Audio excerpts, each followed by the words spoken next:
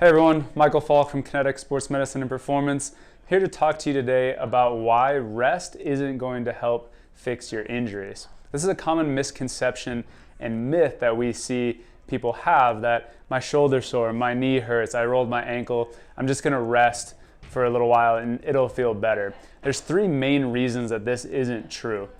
The first one is that rest alone is not going to address the underlying issues that might have contributed to this injury or pain condition starting in the first place. So if your ankle's sore, your Achilles, for example, if you're a runner, if you have hip weakness or quad weakness, or you just have weakness of your calf muscle that's putting more stress into that Achilles tendon and causing pain, just sitting around and waiting for the pain to go away isn't going to help. So we really want to try to use a period of what we call relative rest, where we try to allow the pain to dissipate and kind of the area to calm down while we address some of those underlying factors, so that when you go back to your sports, that pain doesn't just come right back. The second thing that can happen is that you can get deconditioned by just resting. And this can mean a variety of things. When we say decondition, some people think that we're just talking about like your cardiovascular system, your heart rate, your lungs, like how quote unquote in shape you are. And that is true. If you just sit around and rest for a few weeks, you definitely will be a little less conditioned cardiovascularly, aerobically as you go back into your activities. But when we think about deconditioning, we also look at it as how used to addressing the stress you are. And so for example, with ACL athletes, a lot of times people don't adequately train their uninvolved leg, so the leg that they didn't have surgery on. And what we'll actually see is over the course of their rehab, their strength in their uninvolved leg will actually go down. And so throughout that course of rehab and not pushing themselves, they'll actually get weaker.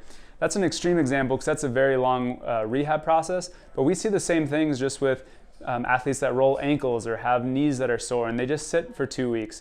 Well, not only is that area not doing anything, but just your body in general, your strength, your speed, your power is going to be going down.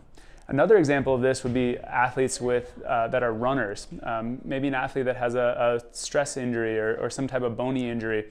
If all we do is rest and we don't recondition the body to be able to tolerate impact forces like what they're going to see during running, when they go back, there's going to be a huge spike in those impact-related loads, and that's really going to just flare that injury back up. Okay, the final thing that we'll see with just using rest as a strategy is that you're going to be underprepared. And what we think about with this, I'm going to use an example of hamstring strains. A lot of athletes, they pull their hamstring, they just wait for a couple weeks, they go right back out, jump right back into a game or practice, and then they have a re-injury, they re-strain their hamstrings. That's an example of being underprepared. So with hamstrings, the most stressful activity that they do is sprinting and high-speed sprinting. And throughout the rehab process, we have to give the athletes strategies to get them back and expose that hamstring to running at maximal speed so that they are prepared to go back into their sport. And if all we do is just rest and then go right back out, we're setting that athlete up to fail. So while rest can be utilized as a component of rehab programs, especially in cases like a broken bone or significant knee surgery, etc., there is a point that we do have to allow the athlete to rest and respect the fact that tissues do have to heal. Rest alone is not going to be a solution for those injuries and those issues. It has to be used in conjunction with a total rehab plan.